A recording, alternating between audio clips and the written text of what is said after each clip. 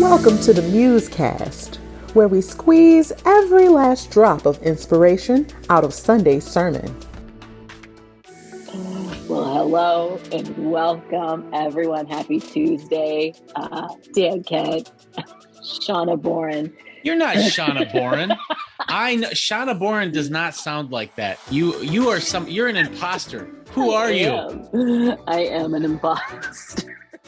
This is the Shawna Boren who's been a mom to a couple of sick kiddos for the last 4 days. So it eventually comes around this way. Anyway, so Dan is going to do a lot of the heavy lifting today. Thank you, Dan. That's the beauty of having such a talented partner. You can just say, here you go, sir. Take it away. And he takes it. But I do want to know, Dan, because we are in summer officially. And I know you and Barb go down to Florida like during kind of some of those winter months. Do you guys do anything during the summer? Do you have a summer vacation planned? Just work? I just work. I'll be honest with you. I'm not really good at taking vacations. And even when we're in Florida, I feel like I work more in Florida than I do here because I don't have distractions like, lawn care and things like that.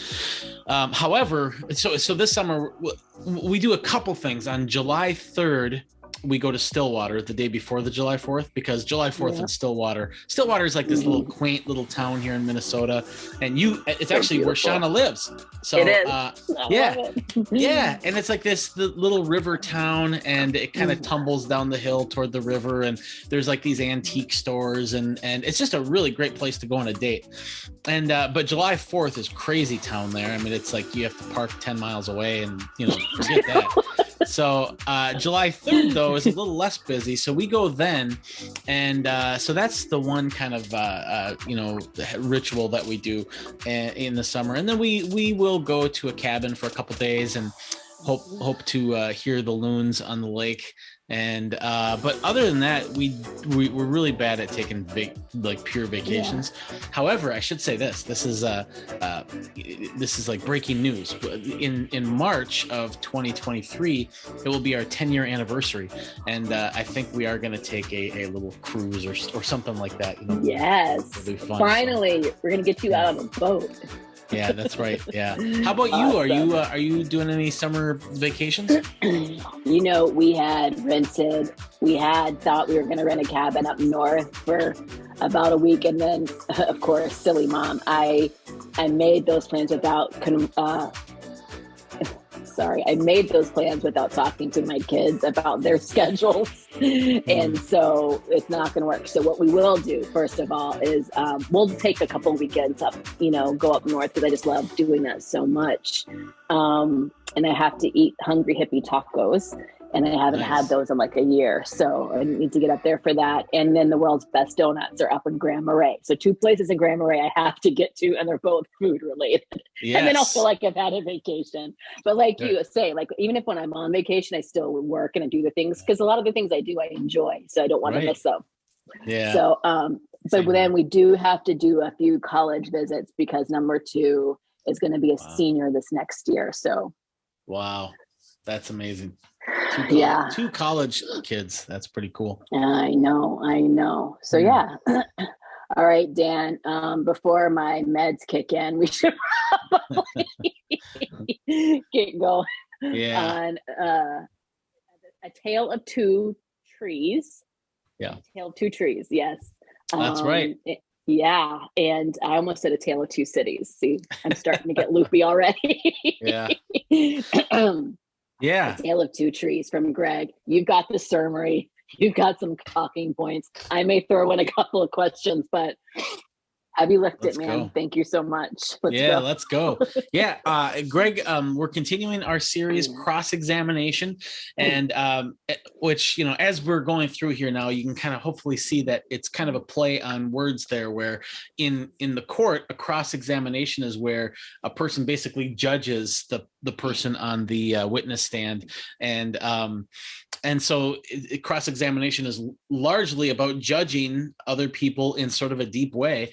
But you can play on that word and say, okay, well, let's, instead of judging people, let's examine people through the lens of the cross. And when we do that, we see people in a totally different way. And so that's sort of the idea of the series title, Cross Examination. And that's what we've been doing. Greg started us off with like 3 weeks just talking about the nature of God's love and how God pours this love out onto us, and that he made us to kind of overflow that love into other people. Last week, before this weekend, I started actually talking about the fundamentals, or the kind of the under the hood of judgment, what's going on there. Greg continued that this week in his sermon, A Tale of Two Trees. And he really looks at the two trees in the Garden of Eden, and he looks at where everything goes wrong in the story of humanity in the Bible. And in particular, he says that, look, there are these two trees in the garden. One of them is this tree of life that God has given his people to eat, where we could just totally depend on God for our sustenance, for our nourishment, for our life. And that is how we were made. We are made to get all of our life from God and what God provides for us. And we were told not to eat of the tree of the knowledge of good and evil.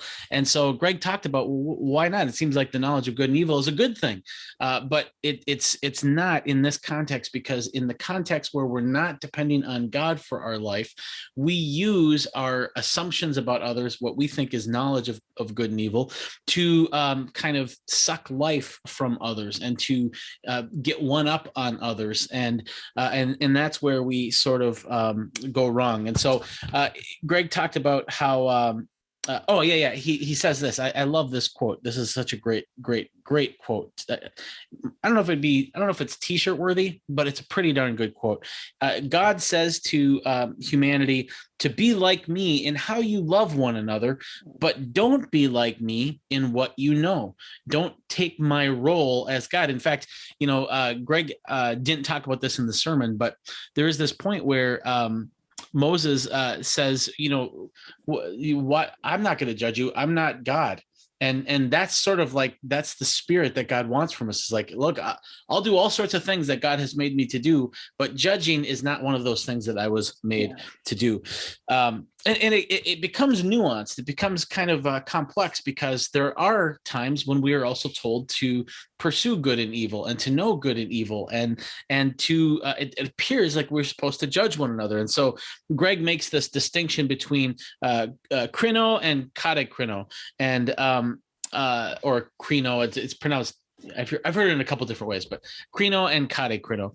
And krino is just when you separate things, like good things and bad things. That tastes good, that doesn't taste so good. Or in other words, like peanut M&Ms and Brussels sprouts. I mean, you keep those apart. Do not mix your Brussels sprouts and your peanut M&Ms. That's right. Don't do it. That's right. But when we do that with people, when we say that's a good person and that's a bad person, we have stepped beyond what the role of krino should be. We've entered into the realm of kate krino, where we have separated people now, not just things. And that's what we're supposed to do, because we're not supposed to do that, because when we do that, it's not simply a matter of separating, but there's a deeper spiritual reality that's going on there. And we are creating, or we are putting ourselves above that person, and we are getting life like a vampire. We're sucking life from that contrast between where we are and where they are. And then Greg wrapped up the sermon in the same way that I did, in the same way that he did. And sort of it's kind of this theme that we're developing. We're going to keep doing this. And I'm really excited about this. It's sort of like this meta sermon that floats above all of the sermons that we're doing in this series. And he talked about this idea of GAP, and this acronym that we have, where, what is the gap between where we are now and where God wants us to be? Well, we just we mind the gap. We think or we take the gap challenge is another thing that we've said, where each of these letters kind of stands for something very fundamental in what God calls us to do. And the G stands for getting all of your life from Christ, to eat of the tree of life, to not eat of the tree of the knowledge of good and evil.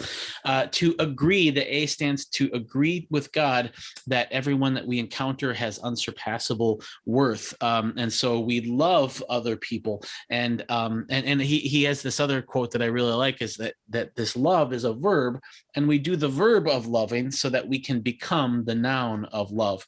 And that plays out in its most extreme form, in its most kind of advanced form, with P, which stands for pray for our enemies, where we have this this A, it is so pronounced in our life, that is, we agree with God that everyone has unsurpassable worth, and that's so pronounced that we can even pray for people that we might consider from a worldly perspective our enemies. And we can do all of that because we are secure in the G, that is, we have gotten all of our life from Christ. And so these are all interrelated, and they build on one another.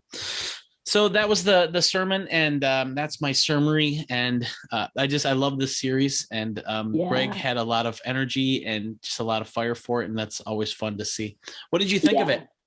I'm excited to actually, because he kind of let it slip that he thought that this series was going to be so many weeks, but we're not done yet.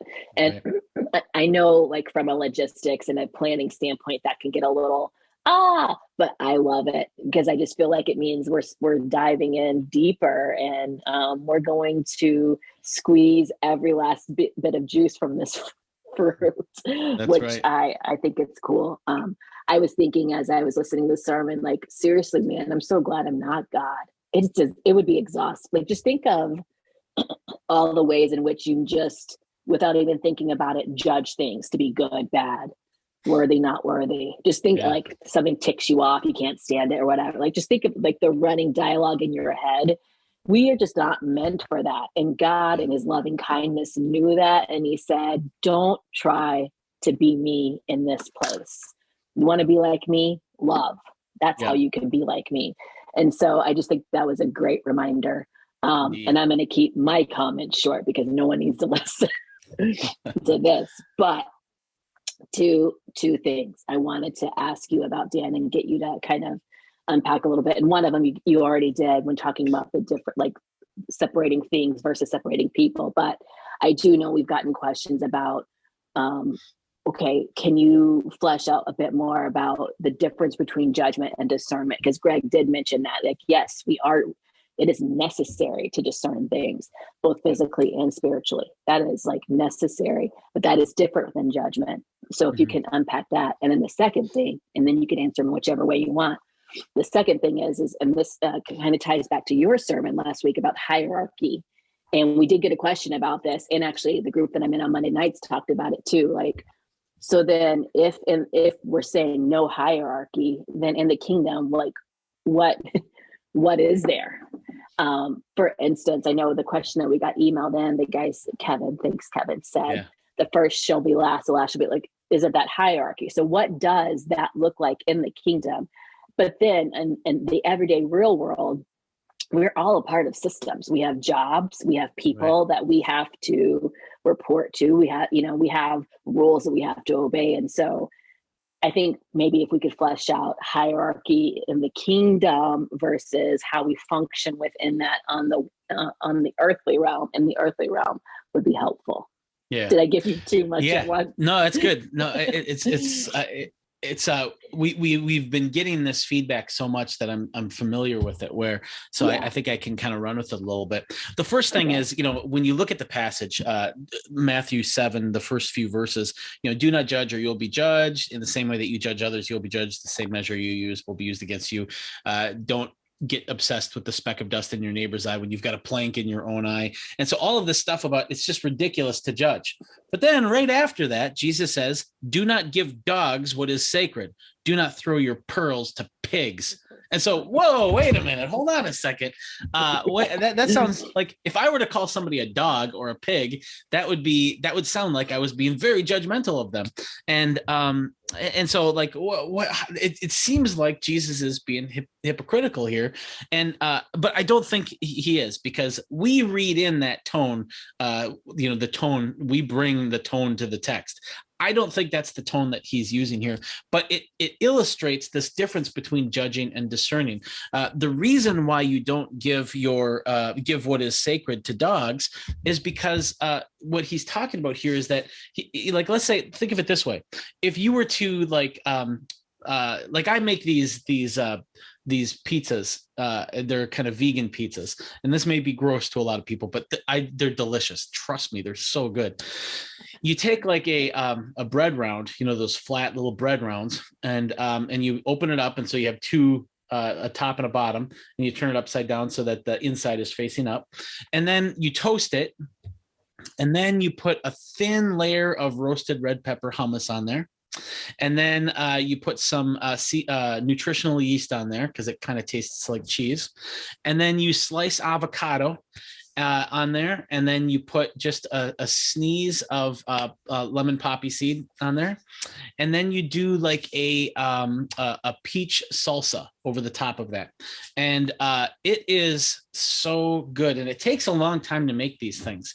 Now, I wouldn't do all of that and then toss it to a dog, because the dog doesn't care about all of the nuances and the particularities and all of that. He's just like, and it would just be this mess.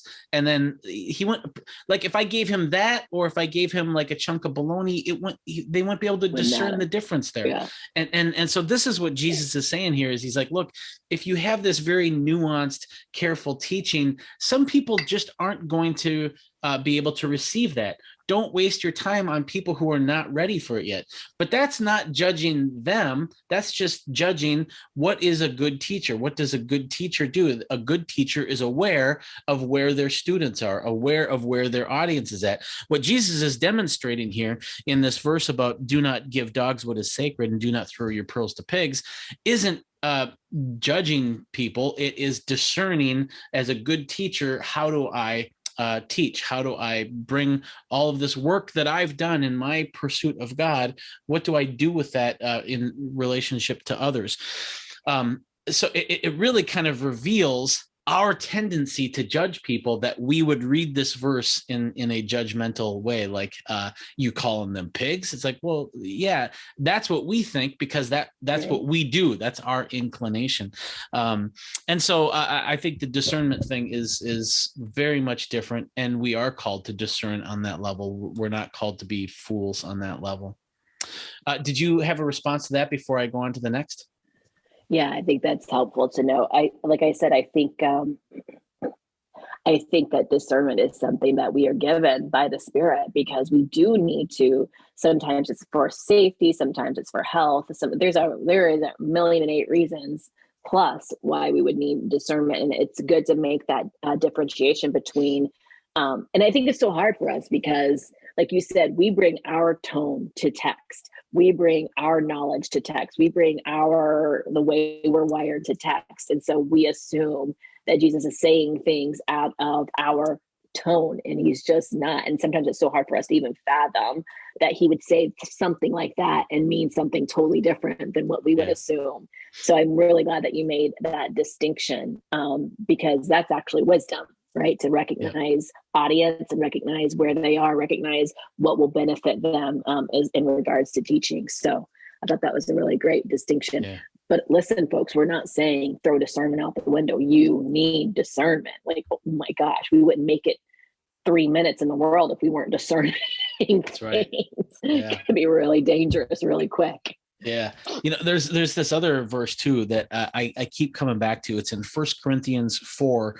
And really the first 5 verses of chapter 4 of Corinthians kind of gets at this. But in particular, verse 5 says, "Therefore judge nothing before the appointed time. Wait until the Lord comes. The Lord will bring light to what is hidden in darkness and will expose the motives of people's hearts." In other words, what Paul is saying here is that, you need to discern, is this guy ready for this teaching? And, but to go beyond those kind of discernment and wisdom things is to delve into a realm that it's not like we're incapable of judging those deeper realms. It's just that we don't have the relevant data. We don't know the secret motivations of people's hearts, and we don't know all of the important parts of their backstory. But at some point, God will bring this light, and we will see everybody as they truly are and as God sees them. And then it's not even judgment. It'll just be, because judgment is sort of like, it's always this extra step. It's always trying to take what is known and make a bigger conclusion based on that. And what Paul is saying is that it's stupid to judge anything deeper than interactions and social stuff, and because we don't have the relevant data. It's not because we're stupid. It's just because those things are hidden, and so it's foolish to make those types of judgments. And I keep coming back to that whenever I'm like tempted to judge. It's like, oh yeah, this is really foolish because I don't have all the information. And that doesn't mean you can't protect yourself from situations or people that could be harmful. It just means that you're not going that extra mile to determine why you sense that the situation's not safe or that's harmful. Right. Yeah, that's well said. Yeah, definitely. Kevin's question, it's funny too. He what do you say? He closed his email with his name Kevin, and then he put in parentheses, notice I used a lowercase k. Such humility. He doesn't even have a capital K in his name. So No. But his question is this: it was basically, Jesus in these passages where he talks about not judging, and when the disciples they were arguing over who was going to be the greatest, Jesus replies by saying the greatest is whoever treats the least the best. And he kind of creates this impression that the last will be first and the first will be last. And so, it seems like Jesus is just maintaining a hierarchy, but turning it upside down. And so there's still a hierarchy. And so Kevin wants to know what is going on with that.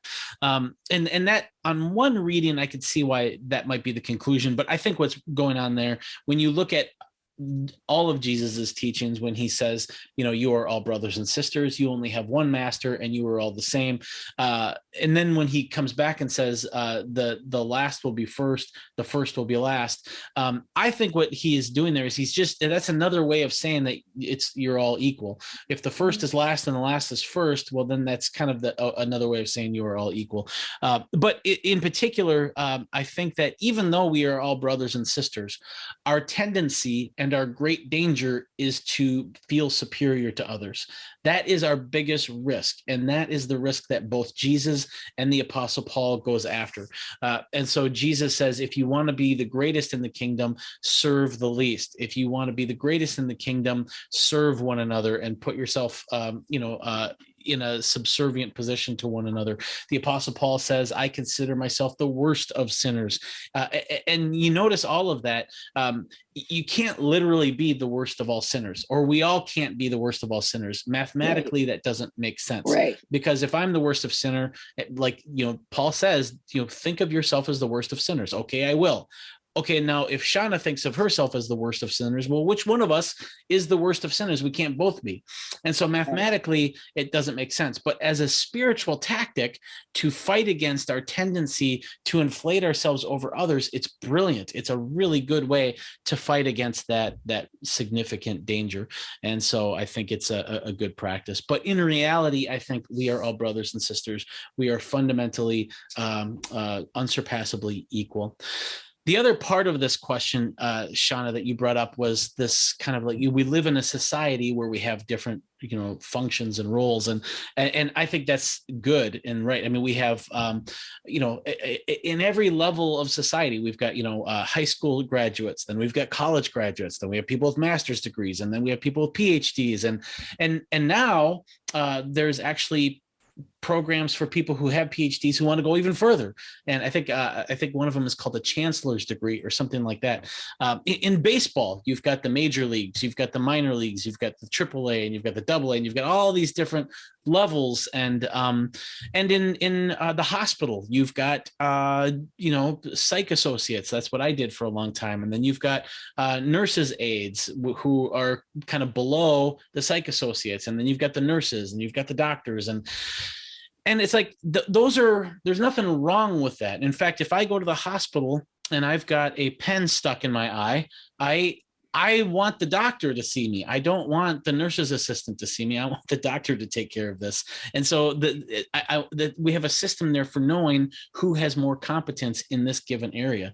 The problem with the functional hierarchies that we see isn't that we have functional hierarchies. It's that people in those hierarchies suck value from where they are in that hierarchy. The doctor thinks they are smarter and better than other people. And even though they are smarter than other people in this given area, they sort of globalize that, and that's the danger of that. And so we have these functional hierarchies in society, and I think that we need them. But the trick is to remember that no matter where you are on that hierarchy, you have this unsurpassable equality with everybody else on that hierarchy, and that the hierarchy in any meaningful way is not special or derogatory in any way, because it can't be, because God loves us each with an unsurpassable love. Yeah, I think it goes back to heart posture. Like, I think you talked about that last week in our discussion. There are systems, there are structures in place that we all function within because we're a part of the society. But it depends on our heart posture and not thinking of ourselves as better than anyone because we happen to be in a system that elevates our expertise higher than it would someone else's. And also, what could you do to ensure that you are treating others with that respect, and maybe lifting them up where others may push them down. It's all about heart posture.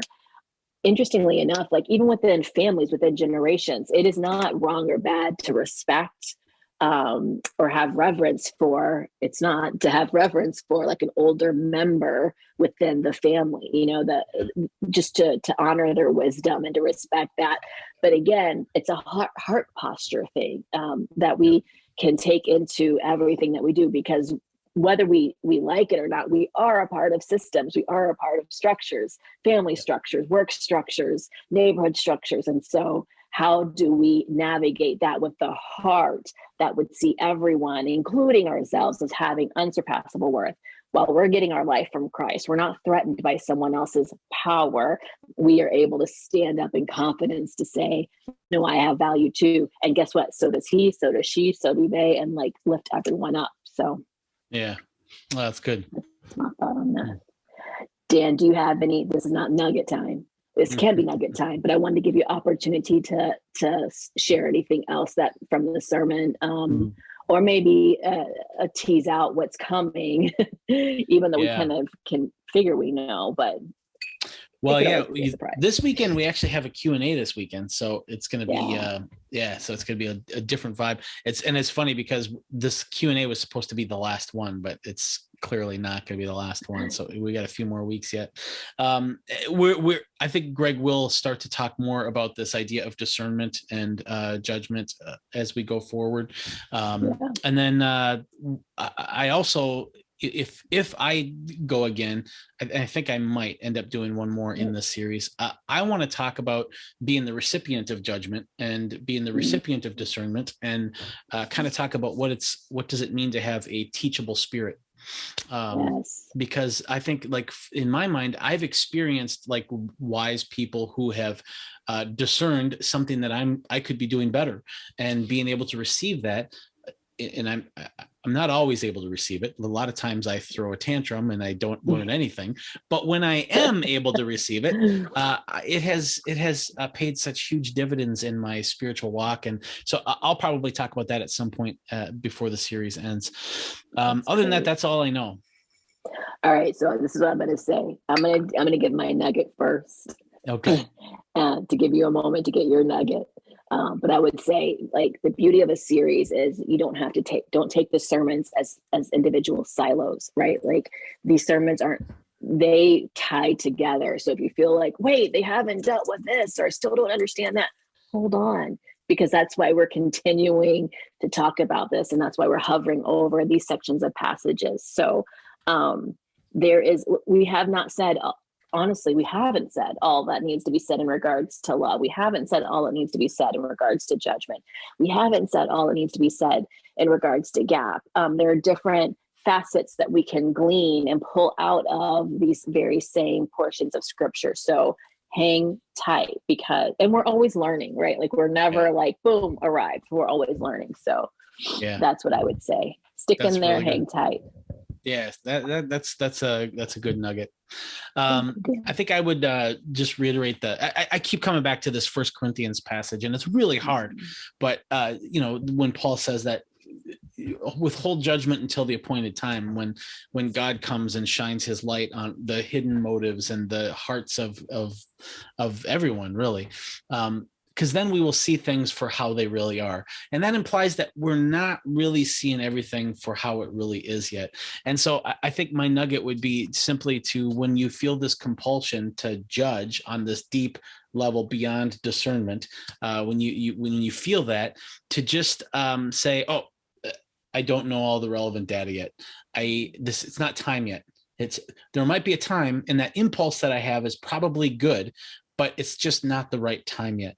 And to kind of withhold that judgment, put your judgment pistol back in its holster, and come back to that later, when all of the things are revealed and we can see things for as they truly are.